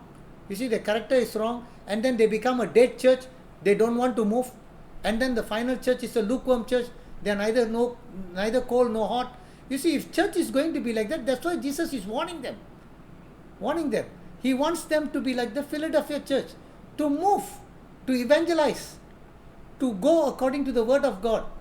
You see, that is where we must see that they must come out of the church. Come out of the church means, I'm not telling fight with the church and come out. No, church must send out, just like they sent out the Holy Spirit chose Paul and Barnabas to go out for ministry. You see, they should send out. But how many churches are sending out? I don't think so many churches are sending out. Seriously. Even they send out, they have to come back here. Alright? That's the problem there. So 2 Peter 1:10, even more make it, even more diligently to make your call. Every Christian who want to grow to the third stage means to be perfect, as our Heavenly Father is perfect, or to be a witness of Jesus Christ, you must make your call. Diligently, you must know your call. You must know your call. If you do not know your call and your election means you might be elected into certain position. You must know what is your call and your election. If you do these things, you will never stumble, you will never fall. Then you are in the right direction in maturity and in coming to heaven. Okay? Many people do not know this. They don't know their call. Some people are called to be pastors, but they go and do evangelist work. But some people are called to be evangelists, they go and do pastor's work. You must know what is your call. Don't go and put your leg in a different shoe. You're asking for trouble. Okay? So and then your election, sure. Election means don't be politically involved in your election. If God wants to choose you for certain work, certain tasks, He will call you. Is it? So that is very important. So if you do this thing, you'll never suffer. This is the point where many fail and stop to grow and think that they are already matured. No. Many Christians who are in the church, they are actually not matured. They are light and they are salt and the light. They have changed their character. Their name is already recorded in the book of life. They are salt and they are light. But they have not been perfected. They are not be perfect as the Father in heaven is perfect. You see, they still have a lot of character or a lot of things that they need to change. See, the final stage is to be like apostle who left everything for Jesus and doing God's will by the power of the Holy Spirit. They are no more in flesh. They are no more in flesh. That means they don't think about the fleshly thing. They only think about spiritual thing. Apostle Paul has set an example by saying, imitate me just as I also imitate Christ. However, Jesus will judge each one according to the one's growth and reward them accordingly. Okay? Philippians 3:10 and 11. This is a Bible verse. Paul is telling that I may know Him, that I must. You think Paul doesn't know Jesus Christ? He knows Jesus Christ. But he is telling that he will know Him and the power of His resurrection. You and I know about Jesus' death on the cross when we believe the gospel. But Paul is telling that I might know the power of His resurrection. That means before Jesus died, I know Jesus Christ. But the power of the resurrection is different. Do you know that the power of resurrection is much more greater than the work of Jesus Christ before in His life? Jesus told them that you will do a greater things greater than Him is when you know the power of His resurrection. Apostle Peter, when he was with Jesus, he did a lot of things. He even denied Jesus. He did a lot of things. But the moment when he was baptized by the Holy Spirit and he knew the power of His resurrection, he boldly stand in front of everybody, not worried about anybody. Doesn't worry about the Pharisees and the Sadducees and the Sanhedrin. Why? He knew the power of the resurrection, because he knows that one day you kill me, I will be alive. I will be in the presence of God. I know Jesus very well. Jesus died and rose up. So he knows the power, and not only the power and the fellowship of his suffering. When the Sanhedrin and they punished the disciple Peter, James and John, they beat them up. Do you know what they say? They are not worthy of that suffering. They said Jesus suffered even more. They said this is some small thing for them. Even though they were in pain, they were put to jail. They said it's nothing. Paul went through terrible suffering, but it's all for the reward. But they count it as a joy. They didn't count it as a grief. They didn't, even though they cried, but they never count it as something lost. They counted joy for the sake of Jesus Christ, because they suffered because of Jesus Christ. That is why he said they had the fellowship of his suffering. Jesus suffered, and we need to suffer according to, if we want to have fellowship with Jesus. You know, just think and see how many of the church members are suffering now. Just imagine, what are we doing? We should be partakers of, we should be partakers in the power of the resurrection and also the suffering, the fellowship is of suffering, and being conformed to his death. That means being conformed to his death means, that means we are together with him in his death, and if by any means I may attain the resurrection from the dead. You know, Paul is a wonderful person. Wonderful person. You know what he's talking about? He say, I must know his power, I must have fellowship in his suffering, and that I might attain, that I must come up when Jesus comes. Attain the resurrection from the dead. Everybody died, that I must raise up during the dead. You know why? In Christ. He was talking about 1 Thessalonians chapter 4 verse 13 to 15. Those who died in Christ will rise up, that he might attain the resurrection from the dead. You see, resurrection from the dead, he is the one who said, each one in his own turn. Remember? And now he's telling that I myself must come up in the resurrection of the dead. Not come up in the resurrection of the great white throne judgment. No. He's telling I might come up in the time when Jesus come in the cloud. That those who died, that he might resurrect from the dead. You see how his word he has placed. So if you want to know one more secret, I want to tell you. You remember the Hebrew chapter 6 verse 1 and 2. If you know Hebrew chapter 6 verse 1 and 2, it says 6 things there. Repentance, faith in God, baptism, laying of hand, resurrection of the dead, and judgment. Do you know what is the 7th? This is the 7th. Press on to attain the crown of life, that I must reach heaven. This is the 7th. Paul sets an example for us that we must forget the past. Don't worry about what the mistake you have done in past. What's the sin in past? All God has forgiven. He was a killer of the Christians. He want to forget the past and press on forward, looking to God for the crown of life. That is why he say that I might know him, the power of his resurrection, the fellowship of his suffering, and being conformed to his death, and if by any means, in any way, that I must come up or resurrect in the resurrection of the dead. That is what number 7 you and I have to think. Being a matured Christian, we must think about how we want to come up in the resurrection or being the bride of Jesus Christ. Okay, so let's go on further. The hallmark for a true Christian, true growing Christian, is the decreased presence of sin in their life and pursuing holiness to be like Jesus. As a Christian, we need to grow and mature in faith so that the sin has less and less hold of them. In order to understand this Christian group, how much they have grown, and I have given you how they have grown. In order to understand this group, let me give you an example. In the college, there are many students enrolled, but in the end of the semester or in the final year end, some may get first class, some may get second class, some third class, and even fail the exam. Am I right? You know that this is what the reality of our world is. A person enroll in the college, you might become first class, second class, third class, or you can be failed in your exam. Okay? So in the same manner, after a person becomes a born again Christian, or the Lord add into the church, it's like entering the college. It's like entering a college. So we will discuss about all this first class, second class, third class, fourth class, like this. Okay? We will discuss first the fail group. That means those who fail the exam. The fail group. Like we are born again, but there is a group which is called fail, or who are wicked lah. Who are wicked. Okay?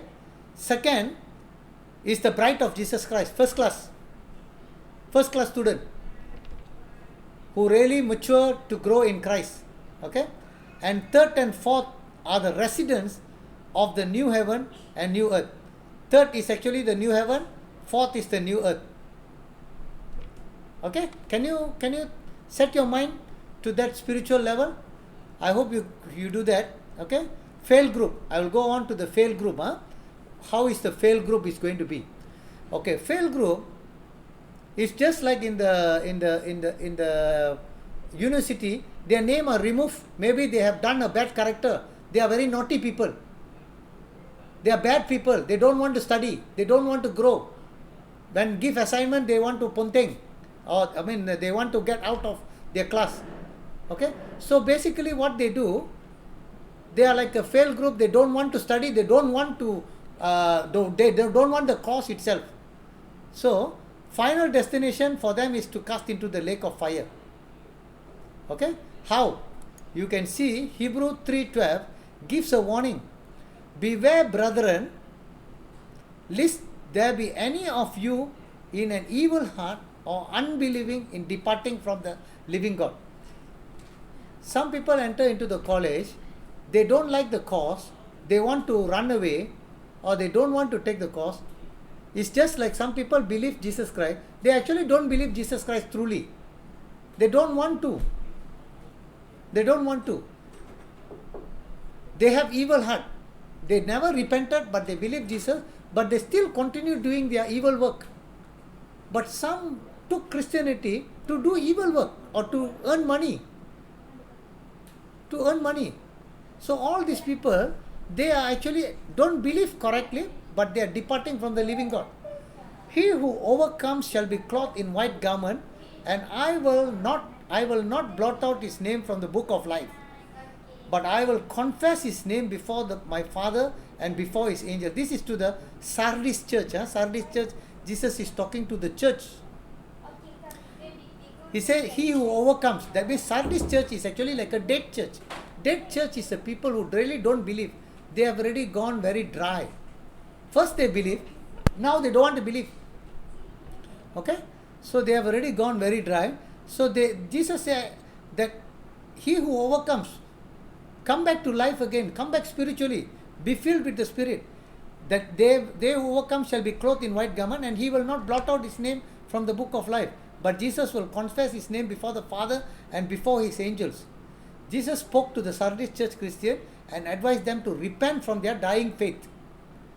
You see, people have faith when they believe, but now they are dying because maybe their environment of non-believers, maybe they don't have a proper fellowship, they have gone into a wrong teaching, so they don't believe. They think, oh, something is wrong. Is really Jesus alive? Is Jesus there? Their faith is dying. So when they are dying, so they might leave the faith.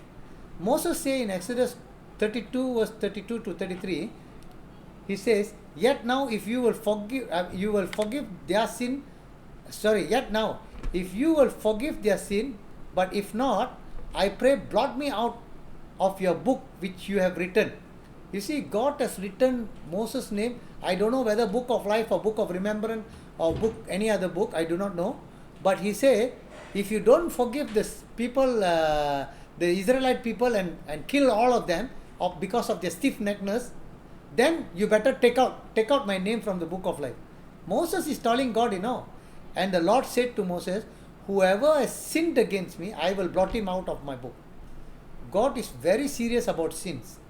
In Revelation 22:19, if anyone takes away from the word of this book of prophecy, book of Revelation, God shall take away his part from the book of life. His part means he can take off from the book of life, from the holy city, Jerusalem.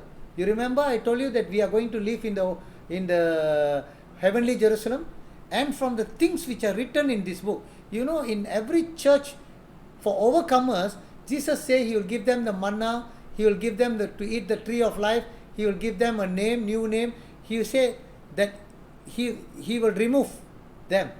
If anyone takes away the word of this prophecy, that means the book of Revelation is that important that what it is there, please don't add it or don't subtract it. It's very important. God said not only that, they will, if somebody is preaching wrongly about this, he is going to take their names out of the book of life. Many people preach wrongly about the book of Revelation. Do you know that? Many people, they talk all wrong stories about the book of Revelation by not understanding it. They just take it and thinking that they know all these things and they teach. I think it's very bad. They didn't read this, I think. If they read this, I will not also teach you this. If the Holy Spirit has not let me, I will definitely not teach you all these things. It's very dangerous to teach, God can take out my name from the book of life and from the holy city Jerusalem, heavenly Jerusalem, and also for overcomers, whatever I have overcome according to the 7 churches, he will take it out. This means that those who are added to the church, Christians, whose name are taken out of the book of life, or even from the holy city Jerusalem, and from the things which are written in this book. The book has a lot of promise for overcomers. These are all the promise that Jesus promised for overcomers. Okay, so this is the thing. And fail group, fail group, remove their name from the book of life. I have told you, our God is a just God, is a just God or righteous God, loving, gracious and merciful, but he is also serious about sin. Do you think that after becoming a Christian you can continuously do sin? That's what God is telling, that he would remove their name if they are wicked. If you continue to do wickedness, Hebrew 10:26-27 says, for if we sin willfully means thinking that God will always forgive. Just thinking that if I do this thing, I am a Christian, God will forgive willfully. After we have received the knowledge of truth, after we know what Jesus have died for us, there is no longer remain a sacrifice for sin, but a certain fearful expectation of judgment. That means we will be judged, and a fierce indignation which will devour our adversary. The thing that we have done, we have to answer for it. Okay? Jesus is the final judge, has given us some example of the fail group. Okay? Some fail group, like some great Christians who did not do the will of God in Matthew 7:21-23. He sent them to hell. 5 foolish virgin Christians who are pure, who are not wise, who are foolish. Matthew 25 verse 1-13. And in Luke 13 verse 22, those who are participating in the Lord's Supper, who will seek to enter and will not be able to enter, Jesus said. In all this passage, the example, Jesus specifically said that they are wicked people, and he did not know them. I have already explained about this. See, these are the examples in the Bible which Jesus has given, that they are a fail group. Okay? Bride of Jesus. I do not know whether I would like to go here. Can I start teaching about this in the next class? I might extend one more class. Next week I got 2 classes. Maybe I have to extend the following week 1 more classes. Okay? Because I don't want to go fast. If I go fast, it will be very difficult for you all to understand. So, as I have told you, the church or general assembly of the church of the firstborn which are written in heaven, I have given you example. It's like all Christians, they have 4 groups. Okay? So, one is the fail group, which I have given you some examples and I have told you some verses. This is the bride of Jesus Christ who is going to be the heavenly realm or heavenly Jerusalem. Okay? I will go on another 15 minutes. The redeemed body of Christ who are continuously growing into perfection, like Paul, and will be perfected at Jesus' secret coming. The final destination will be heavenly Jerusalem. Revelation 21:22. Okay? So Paul says, dead in Christ will rise, and we who are alive shall remain and be caught up together with them in the cloud to meet the Lord in the air. We know and believe Apostle Paul will be the bride of Christ and other disciple of Jesus when Jesus comes. Okay? He, Paul, has set an example for us in Philippians 3:12 to 21. Must read, pressing towards the goal. I have explained to that. Okay? So, bride of Jesus Christ is the same. Paul wrote in Romans, okay, I wanted to focus here. These are also spiritual truth. I want to let you know, unless you see with your spiritual mind only, you can see this. If not, you won't be able to see. Paul wrote in Romans 8:9 to 11 about free from the indwelling sin. You are not in the flesh, but in the spirit. When you know not, if you are in the fourth stage, being the weakness of Jesus Christ, or being perfected as the third stage. If indeed, okay, you are not in flesh but in spirit, you are already in the spirit. Okay? But if you are still thinking like a human thinking, not putting God first or the spiritual thing or the Bible first, then we are still in flesh. Okay? If indeed the Spirit of God dwells in you, God's Spirit dwells in us. Okay? When we are born, God's Spirit dwells in us. Now, if anyone does not have the Spirit of Christ, okay, you see God's Spirit and the Spirit of Christ, both also Holy Spirit, but I want to differ you a little bit here, differ you according to the Bible. Now, if anyone does not have the Spirit of Christ, he is not his. You see, God's Spirit is also Holy Spirit. Holy Spirit of Christ is also Holy Spirit. But here, if anyone does not have the Spirit of Christ, you see, Spirit of Christ is basically the teaching of Christ, the maturity of Christ, as I've told you before, that you are the salt of the earth, you are the light of the world, you are being perfected as this one, and you are the weakness of Jesus Christ. He is not his. You see, 2 Corinthians 3:5-6, it says, if Christ is in you, the body is dead. If Jesus Christ, if the Holy Spirit is in you, you are a spiritual person. You might be in the salt and also the light. But if Christ is in you, your body is dead. You're physically dead. You're physically dead means your flesh and your blood is no more there. It's like you are there, but the Spirit is leading, because you're dead because of sin. You won't do any sin. But the Spirit life because of righteousness. But the Spirit is life. You are in spiritual realm. You just imagine the apostles, when they were sent out, they were not bothered about the world. They were not bothered about their earning. They are not bothered about the family. 100% for the family. This one. They are led by the Spirit. The Spirit will tell them, Holy Spirit will tell them, separate for me Barnabas and this one. You go there, you go here. Go to Macedonia, call. You see how Paul lived. He was on the mature Christian side. How he went on further. Okay, because he is no more in flesh. He doesn't think about fleshly thing. He's thinking about what the Spirit and what God wants.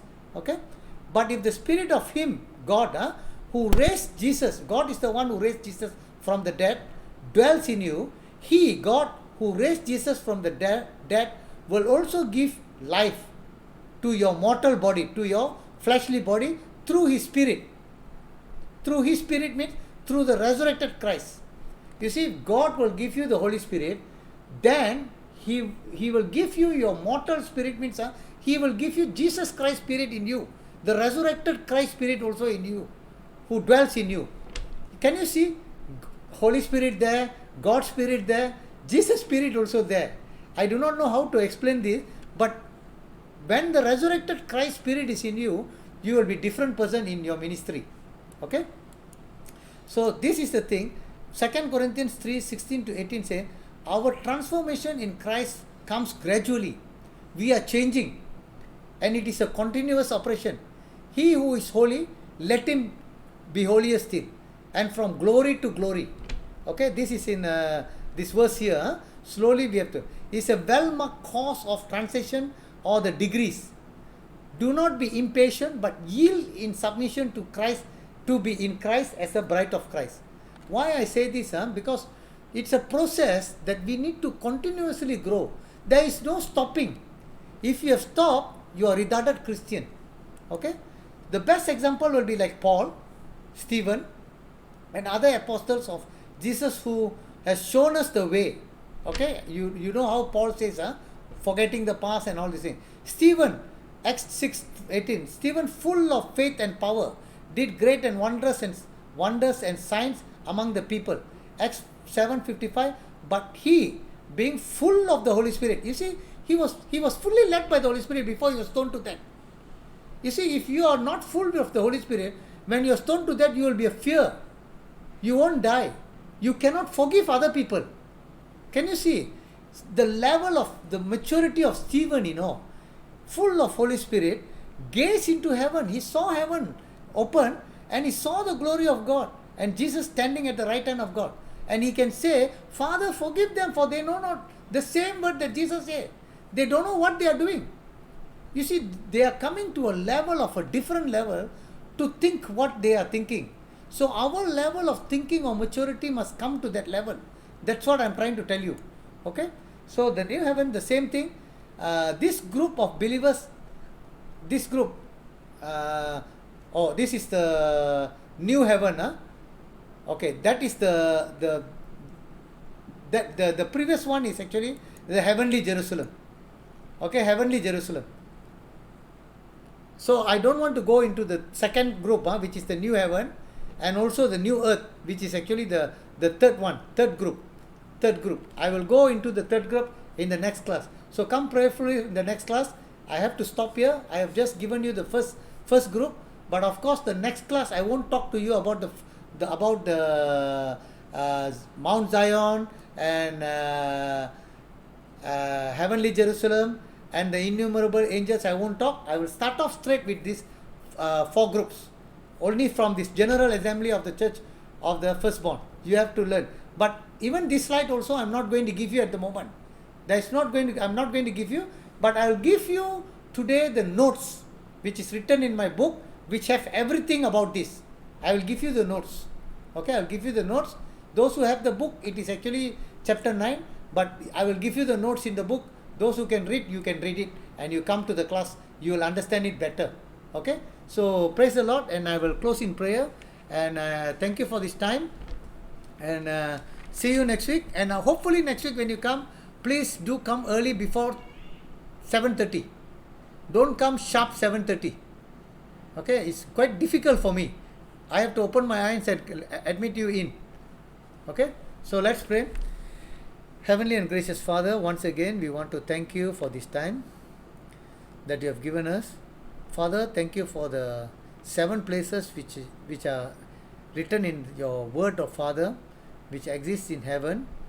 And we know, Lord, that there are, even as we come into heaven, Lord, there is people who are great and least in heaven.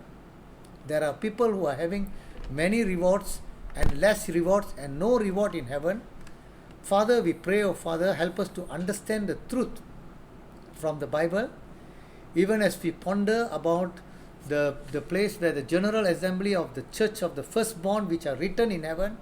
Even as the church, O Lord, we are, as a believing Christian, we want to learn in depth, O Lord, of how to be the bride of Jesus Christ, O Lord. Father, help us to open our spiritual eyes to understand this truth, O Father.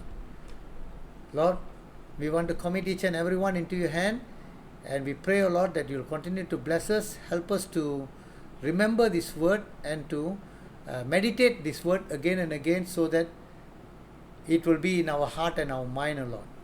We thank you and we praise you. In Jesus' mighty name we pray. Amen. Okay. God bless all of you all.